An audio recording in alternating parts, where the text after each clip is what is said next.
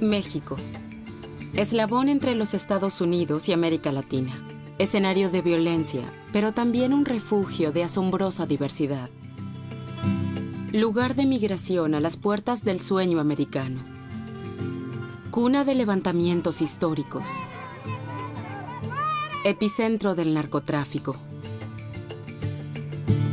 Pero también crisol de diversas formas de expresión. Con más de 120 millones de habitantes, este país que se hunde en la violencia y la corrupción se ha convertido en una herida abierta. Pero detrás de estas imágenes también hay una gran cantidad de creatividad y resistencia. Los fotógrafos son testigos y actores importantes en ello. Con su cámara, nos llevan a un viaje a través de México. Su mirada y sus historias nos acercan a las muchas facetas de este universo. Una tierra llena de sufrimiento, resistencia, ganas de vivir y a menudo indiferencia. La frontera norte de México se extiende más de 3.200 kilómetros desde el Pacífico hasta la costa atlántica. Fue fijada arbitrariamente en 1848 en el Tratado de Guadalupe Hidalgo, que puso fin a la guerra mexicano-estadounidense. En él, México cedió a los Estados Unidos California, Nevada, Utah y partes de Colorado y Texas.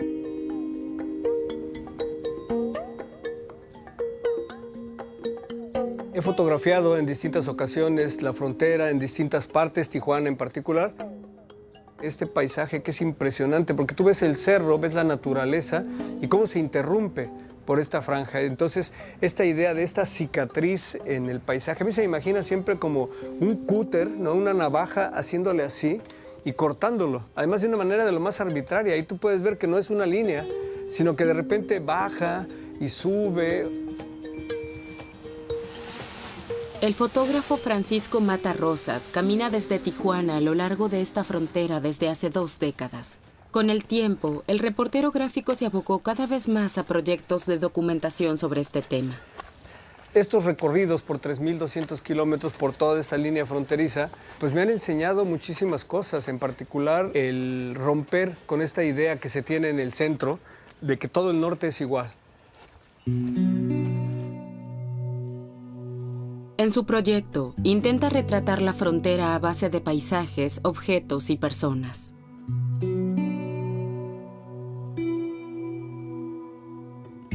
Sus imágenes cuentan a menudo historias de un modo metafórico.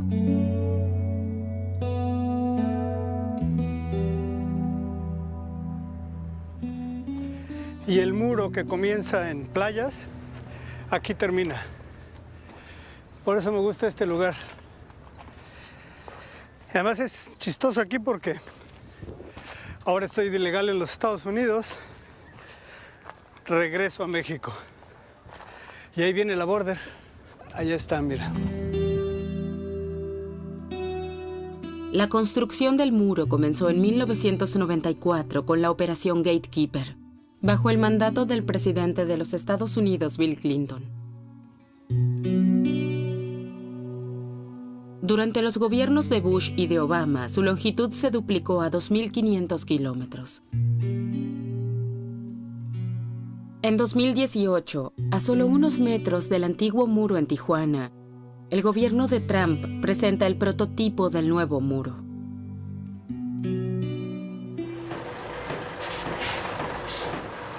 En Mexicali o en Nuevo Laredo, todo el mundo te cuenta las historias de su niñez, de cómo ibas, cruzabas al otro lado a comprar la leche y del otro lado cruzaban a comprar las tortillas, ya con la frontera. Algunos teóricos han hablado de la tercera nación, que esta tercera nación sería esta franja donde no es Estados Unidos todavía y no es México en realidad, sino es esta tercera nación que es la mezcla, la convivencia. Sobre mis sienes brillantes canchas que deje el tiempo y de la vida tengo un montón de conocimiento y te vengo a pedir un poquito de amor porque puedo quererme como mi Señor.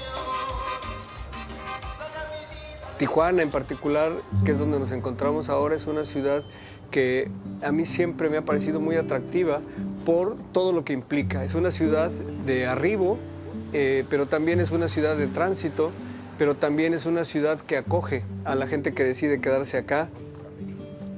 Yo calculo que 2 o 3 generaciones que ya nacieron acá, aunque sus padres vienen de otros lados, ya crecieron, ya son adolescentes, ya están en la universidad y ellos sí tienen un arraigo tremendo por la ciudad. Ellos sí se sienten absolutamente tijuanenses, quieren mucho a la ciudad. Buenos días. A lo largo de toda la frontera he ido entrevistando a muchos de mexicanos que recién los expulsan de los Estados Unidos. Hablando aquí de Tijuana, en la canalización, había días que yo me iba y estaba ahí 4 horas platicando con la gente y no tomaba una sola fotografía.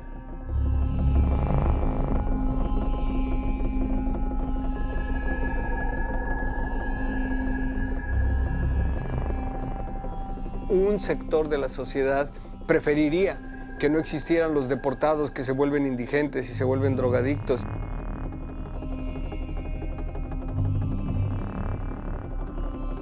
Es la prueba patente de que algo falló, que falló la política, que falló la educación, que falla la economía.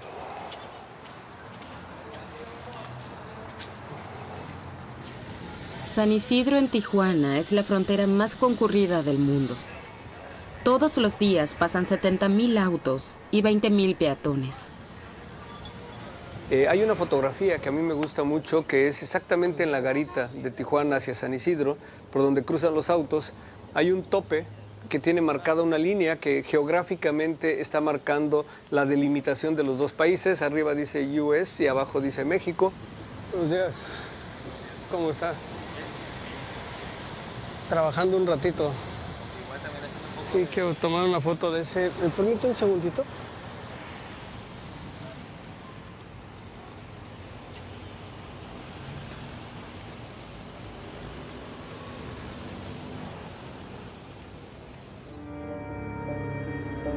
Al este de Tijuana, en el desierto de Chihuahua, se encuentra otra ciudad fronteriza, Ciudad Juárez.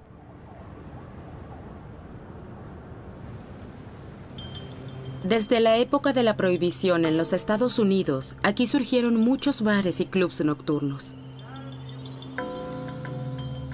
La prostitución, el narcotráfico y la corrupción le han dado a la ciudad una nueva cara.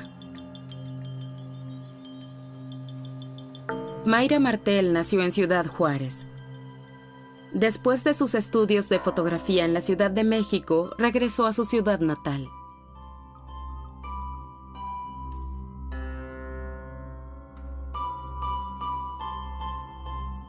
La ciudad ha cambiado.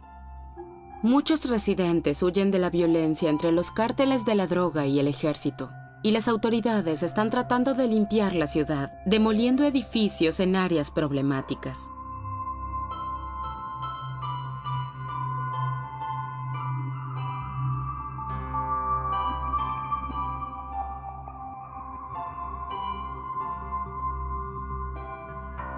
Mayra Martel documenta estos cambios.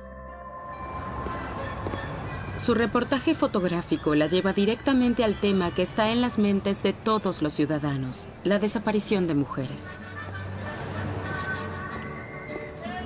La avenida Juárez es la avenida más importante de Ciudad Juárez, ya que aquí se dio todo lo que es el turismo social, por así decirlo. Todos los bares ocupaban estas calles. Y bueno, siempre se veía como lleno de personas que venían como desde de Estados Unidos para acá. Y en todos estos negocios, o sea, muchas de las chicas que desaparecieron en el 2009, 2010, fueron como incautadas en este bloque de calles, ¿no? Las chicas, la mayoría entre 15 y 22 años, muchas de ellas venían como a buscar trabajo, entonces los puestos tenían como carteles de se busca empleada, no importa que sea menor. Las chicas venían como con sus papeles a entrevistas de trabajo y en ese mismo lugar eran secuestradas por esta banda que trabajaba en toda esta zona. Es la ropa de Erika, del primer caso que hice. Es otro caso de Esmeralda. Son de los 15 años de Yesenia, que desapareció como un año después.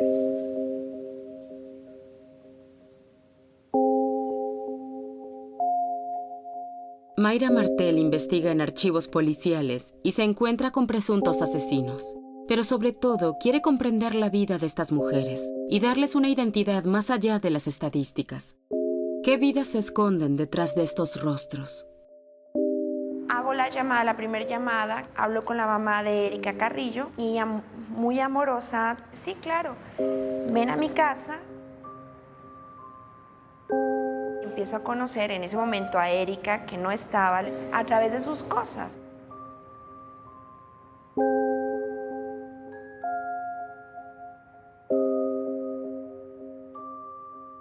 Que al final eran retratos de personas ausentes, pero ¿cómo retratas a alguien que no está, no?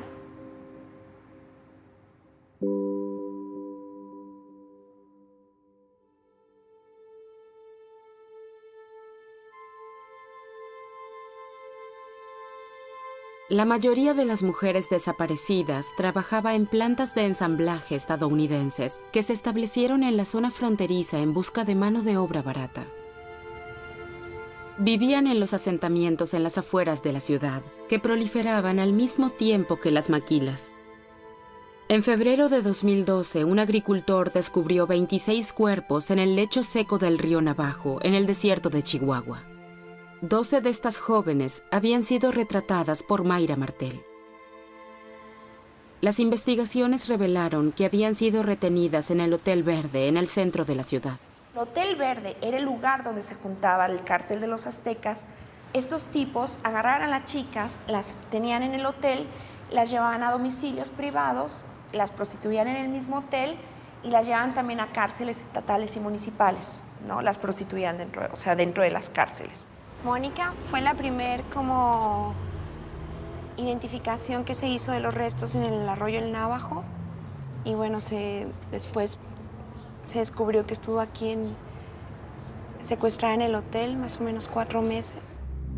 La policía ha cerrado el hotel durante la investigación y el juicio, pero Mayra Martel obtiene acceso. O sea, es un lugar de 3 pisos, hay puertas abiertas por todas partes.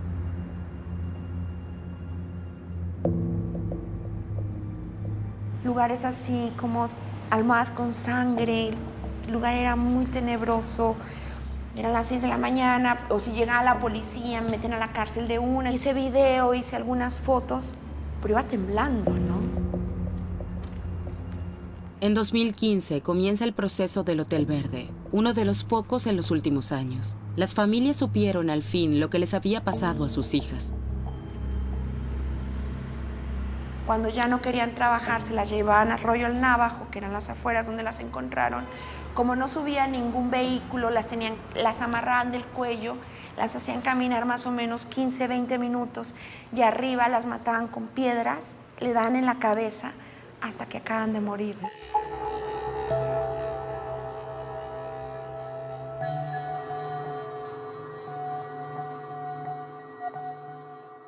Según las autoridades, alrededor de 1.500 mujeres han sido asesinadas en la ciudad desde la década de 1990.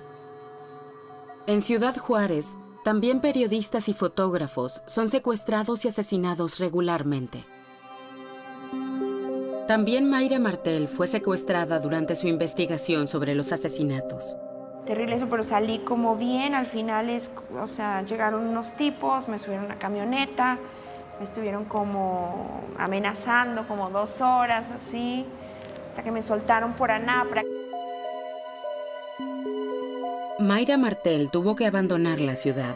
Desde entonces, solo regresa ocasionalmente y nunca se queda más de unos pocos días.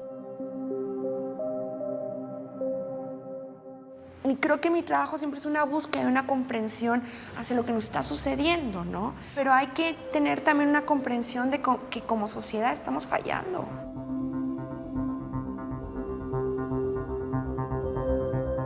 Desde 2005, Mayra Martel ha documentado en esta ciudad fronteriza 142 casos de personas desaparecidas y 30 asesinatos de mujeres.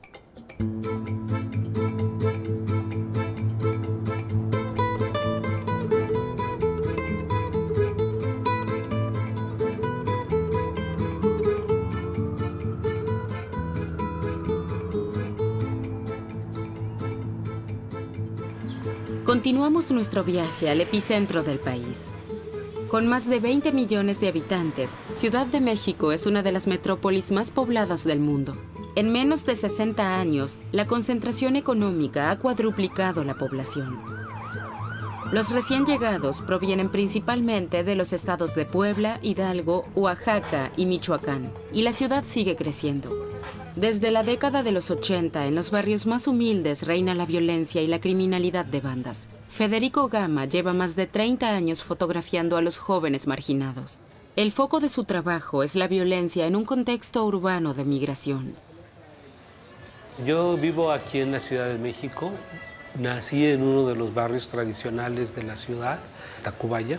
He trabajado a partir de 3 temas fundamentales, que es la identidad, la vestimenta como una forma de expresión y lo que yo he llamado las migraciones culturales.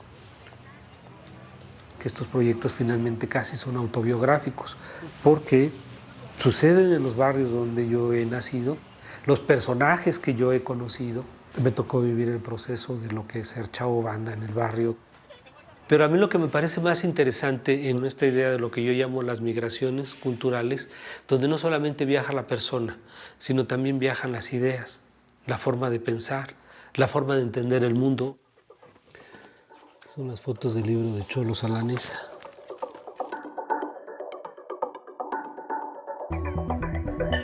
El movimiento cholo surgió a fines de la década del 70 en los barrios mexicanos de Los Ángeles. Se convirtió en un símbolo de la resistencia social, cultural y política de la población mexicana en los Estados Unidos. Esta resistencia se expresó principalmente a través de la vestimenta.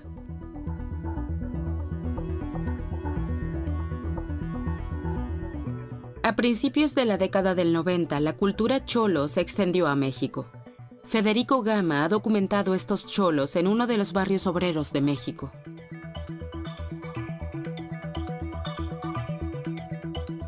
Y fue por 2 películas, Sangre por Sangre y Santa Ana American Me. Esas 2 películas repercutieron de una manera muy fuerte en estos jóvenes que después de ver esas películas prácticamente ellos ya eran cholos de la noche a la mañana.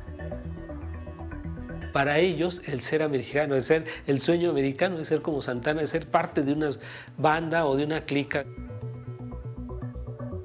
Esa foto para mí es muy simbólica. Son 3 chavos que me están apuntando literalmente a la cámara.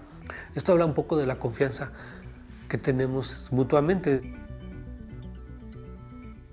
Yo considero que a pesar de toda esta cuestión de delincuencia, de violencia, que tienen estos jóvenes, ellos son importantes para su familia, para su comunidad, para su barrio y para el país. O sea, este chavo cree que es como él, o como ellos, ¿no? Pero representan cosas totalmente distintas. O sea, mientras ellos viven allá la discriminación y utilizan esto como una cuestión de resistencia social, ellos quieren decir que son de origen trabajador y de origen mexicano. Y aquí se esconde lo que estos chavos quieren exponer. Ellos quieren esconder el origen indígena y trabajador. En el distrito de Tacubaya, Federico Gama ha estado fotografiando a jóvenes nativos del pueblo Mazahua durante unos 10 años. Estos jóvenes mezclan elementos estéticos de las escenas cholo, punk y skater. El fotógrafo los bautizó como Mazahua Cholo Skate Punks. El ponerse la vestimenta de punk, por ejemplo, de cholo, de skato, etc., de ser urbano y contracultural, les da mucha fuerza. Hay una fotografía que lo explica muy bien, fuerza de gravedad, que es la fuerza que tiene el chavo de presentarse en este escenario, que es la Ciudad de México, pero que trae un pañuelo, es del Club Toluca, como si fuera una bandana, ¿no? Que trae unos guantes escatos, ¿no? Y trae un pantalón cholo y una camiseta punk. La cuestión indígena es muy compleja en el país. Trabajan en una construcción durante un tiempo. Trabajan las chicas en el hogar o en las casas. Pues ellos viven en un país extraño en la Ciudad de México. cuando ellos son de los pueblos originarios de este país.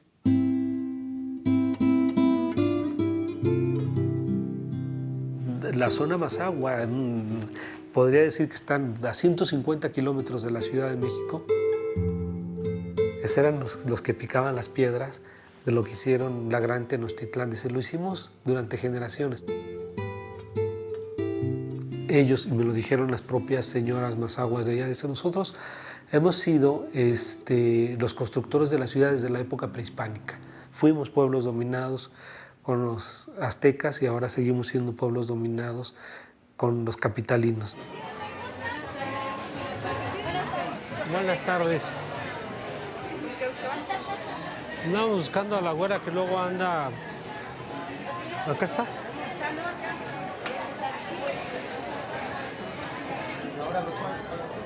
Y ahí está.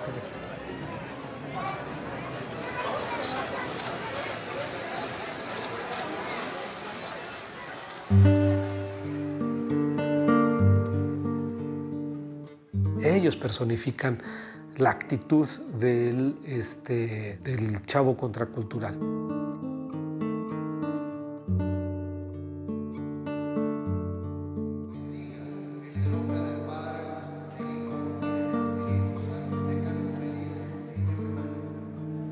Sí, después de hacer Mazahua Choloscato Punk, empiezo a trabajar un proyecto que se llaman Los Iluminados, ligado a algo que se llama 12D.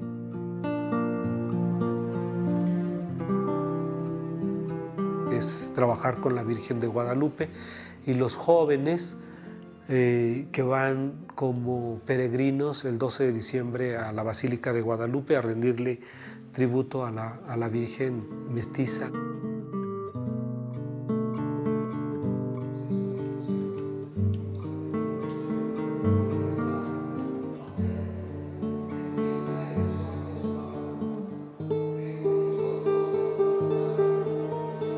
Aquí lo que me parece interesante, esta relación que existe entre violencia, delincuencia y religión.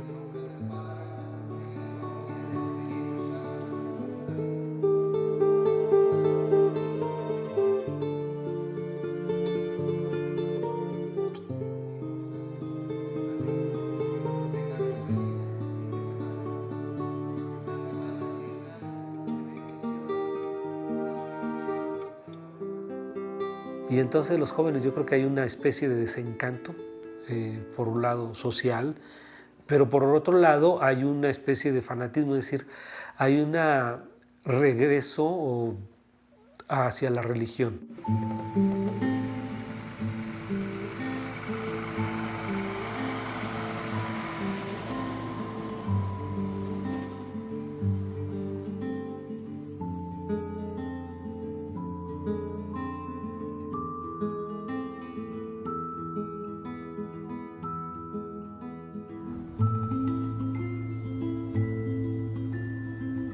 Salimos de la capital para continuar hacia el sur. Oaxaca es uno de los estados más pobres del país. Es predominantemente rural y la población es en gran parte indígena. Edgardo Aragón proviene de Ocotlán y dentro de su familia pertenece a la primera generación que asistió a una universidad. A través de su trabajo intenta llamar la atención sobre la violencia y los conflictos por la tierra en la región, causados por la presencia de grandes corporaciones en la tierra de la población nativa.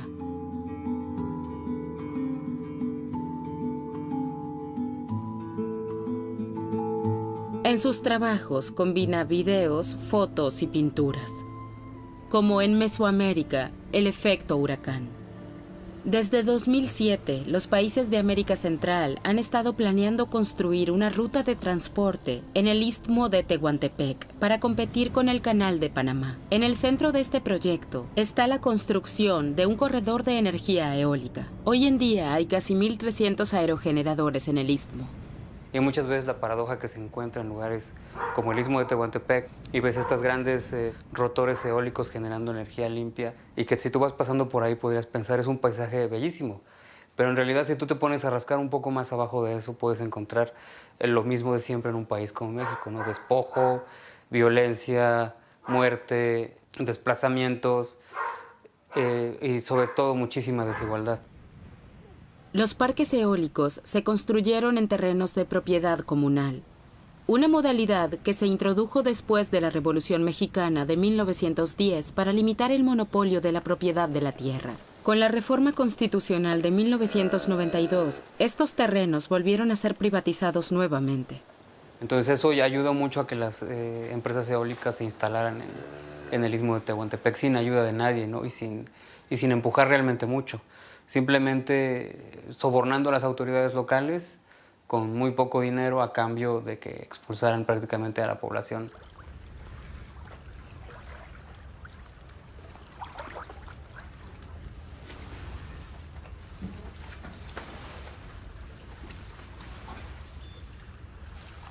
Pero sí se están poniendo los parques, ¿no? Aquí ya comenzaron a poner de este lado. Ah, ¿ya hay de este lado? Y aquí en Arriaga. Ah, sí. Y ya. Pero ¿a poco aquí hace tanto viento como en la otra, como en San Mateo y en...? Bueno, aquí no pega tan fuerte a la cantidad de aquello, Ajá. pero los vientos son permanentes. Entonces ninguna de las eólicas que están en ese lugar dan energía a la región o dan energía siquiera a las comunidades más cercanas, ¿no? Como el caso de Cachimbo.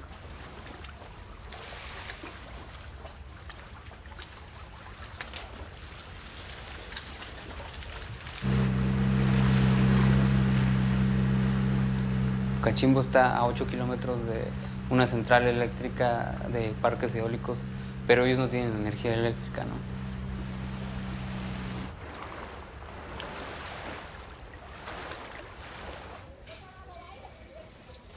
Buenas tardes. La isla de Cachimbo y sus habitantes, pescadores del pueblo indígena Guave, a menudo se ven afectados por huracanes y terremotos. El Estado ha abandonado la región y preferiría trasladar a los habitantes a otro sitio. La isla también enfrenta todo tipo de problemas: drogas, migración, captura ilegal de tortugas. Esto era una cocina comunitaria, mire cómo quedó. También lo tiró el Bárbara y lo terminó el terremoto. Le tiró una pared para allá. En su irónica serie de fotos Gente Feliz, Edgardo Aragón hace referencia a una encuesta oficial, según la cual México es uno de los países más felices del mundo.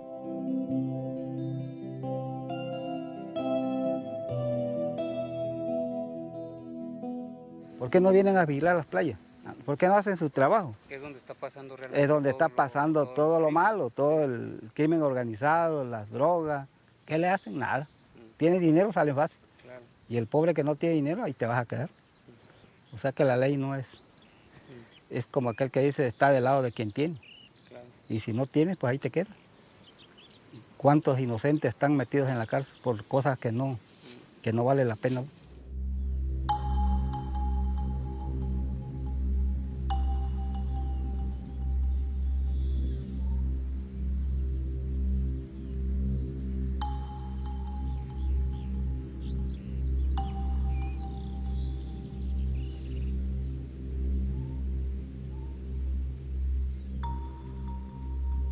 Mi nombre es Guadalupe Vázquez Luna, soy originaria de esta comunidad de Acteal, municipio de Chenalo, estado de Chiapas. Mi lengua materna es tzotzil. Estaba en estos lugares porque aquí al lado es tierra de mi papá. Entonces siempre era nuestro camino para ir en los cafetales, para ir a ver la milpa. Había una veredita para allá para ir por el agua. Entonces íbamos ahí por agua, pasamos, pero siempre con ese miedo de que pueden salir algún animal o algún tigre, ¿no? Porque veía el monte. El 1 de enero de 1994, México experimentó una revuelta sin precedentes, el levantamiento zapatista. En las montañas de Chiapas, un ejército formado por un puñado de guerrilleros y muchos campesinos mayas le declaró la guerra al gobierno mexicano. los insurgentes enarbolaron el nombre de Emiliano Zapata, héroe de la Revolución Mexicana de 1910. Su levantamiento fue una reacción directa al Tratado de Libre Comercio recientemente firmado entre Canadá, Estados Unidos y México. De este modo, manifestaron su rechazo a la reforma agraria que perjudicaba a los campesinos mexicanos. Pedro Valtierra ingresa al territorio zapatista. Él ha fotografiado varios conflictos en América Latina.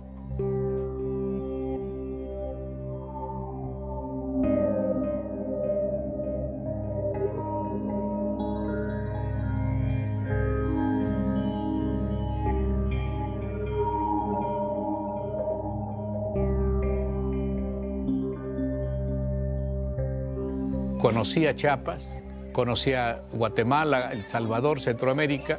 Nunca imaginé ver un conflicto armado en mi propio país.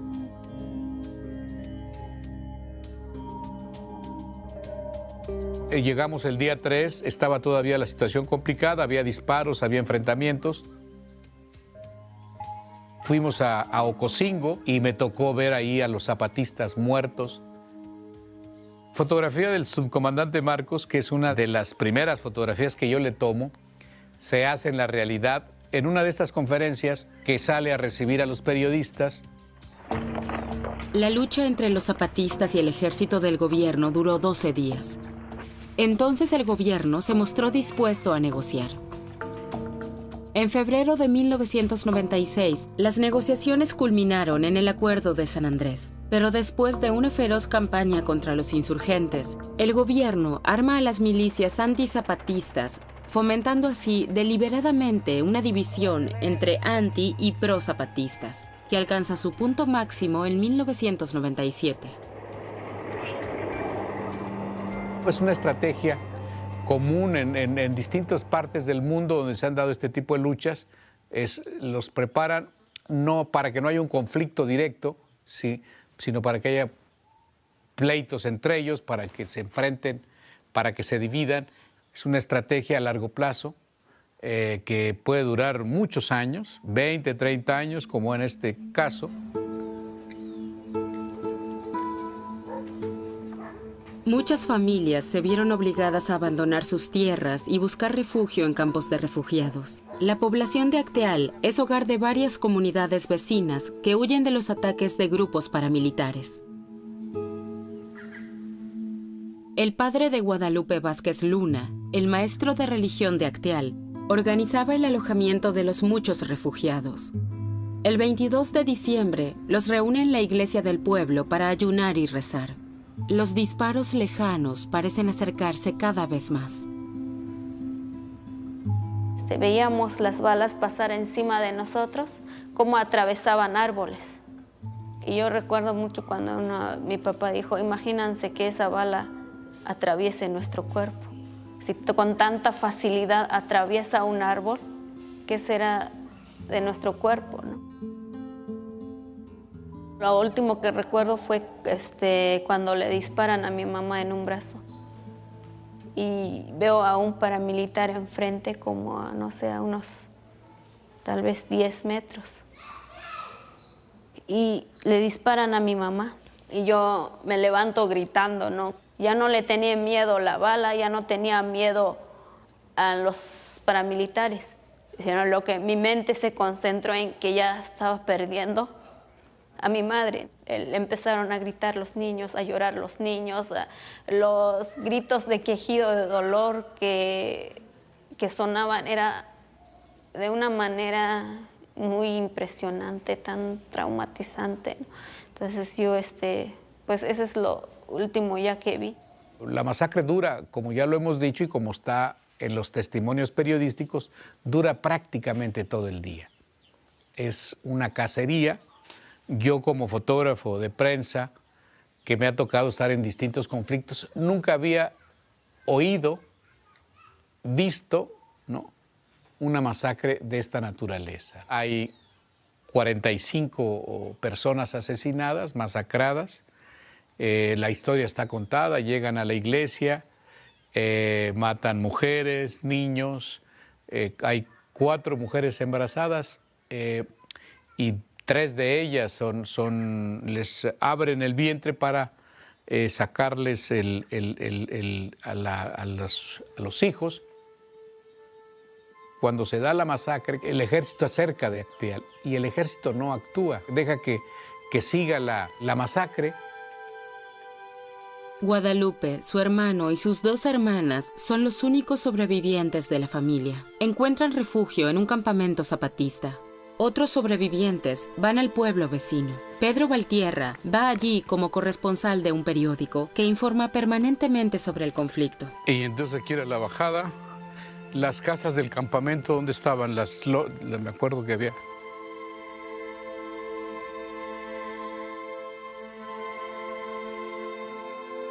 Aquí dormían.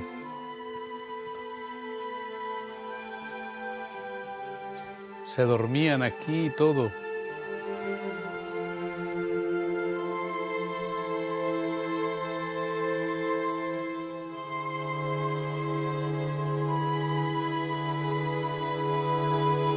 Estaba muy reciente. A la fecha del asesinato tenía 15 días, 12 días. La gente estaba molesta con el ejército.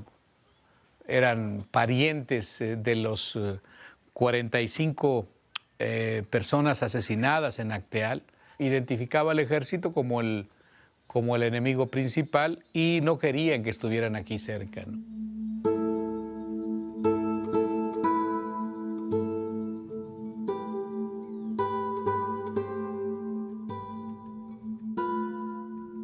Las mujeres encabezaban el grupo y decidieron en ese momento dirigirse para pedirles que se fueran.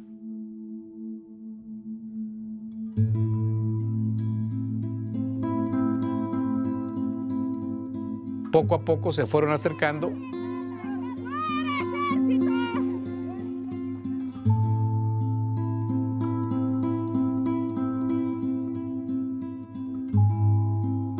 A mí me daba un poco de miedo, sobre todo viendo cómo las mujeres los empujaban con esa fuerza y cómo los soldados se trastabillaban, estaban a punto de caer. María Pérez Oyalte, 43 años.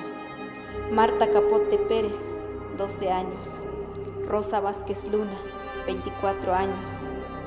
Marcela Capote Ruiz, 29 años. Marcela Pucuj Luna, 67 años. Ruiz Gómez, 6 años. Catalina Luna Pérez, 21 años. Manuela Pérez Moreno. Yo le dije, yo puse el título a las fotos, nunca le pongo título, ¿cómo se llama? Pues Las mujeres de Soyep. Pero en realidad son muchas mujeres, ¿no? Esta mujer representa no a una mujer, ¿no? Sino ella es todas las mujeres que están en esta lucha, en este movimiento, en esta idea. Esta foto recorrió la prensa internacional. La tradicional imagen de la guerrilla luce descolorida frente a estas mujeres que se rebelan.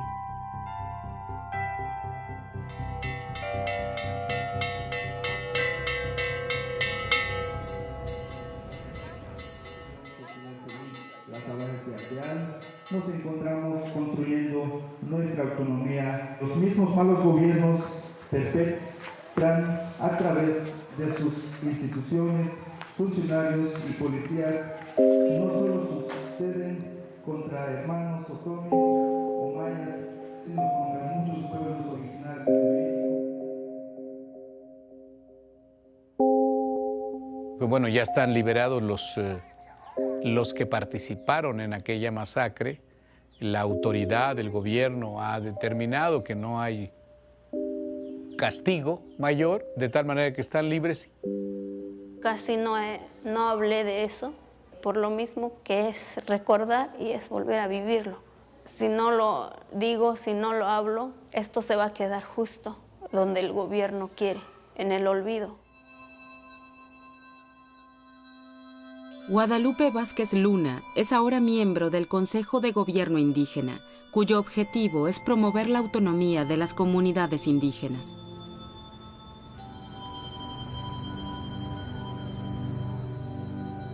La cámara me da una visión diferente de la realidad, dice Graciela Iturbide. Tan pronto como miro en el visor, veo otro mundo. Graciela Iturbide es considerada una eminencia de la fotografía mexicana. Representa a los grandes fotógrafos del pasado, como su maestro Manuel Álvarez Bravo, pero también a la generación más joven, sobre la que ha plasmado una huella duradera. Su intenso trabajo, lleno de poesía, da testimonio de la diversidad de México.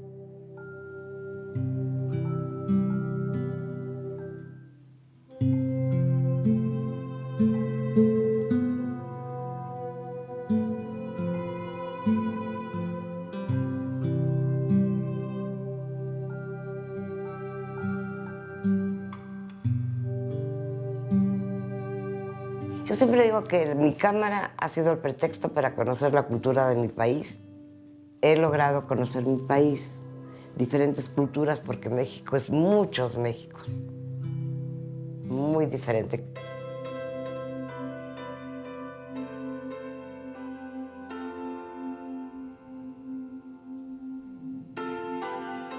No uso telefotos, ni flash, ni nada de esas cosas. Yo nada más voy con mi cámara y tomo de cerca. Pues el otro, yo soy mexicana igualita que ellos y bueno, tengo quizá más privilegios que ellos, o vete tú a saber si ellos tienen mejor que yo. Pero siempre me ha gustado tener una complicidad con ellos. Más allá de la dura realidad de su país, Graciela Iturbide ha logrado capturar un mundo de sueños e ilusiones. Un mundo en el que la belleza se opone a la amarga realidad. Su México es profundo. Rompe con la imagen del país vencido para volver a conectarse con su vitalidad interior.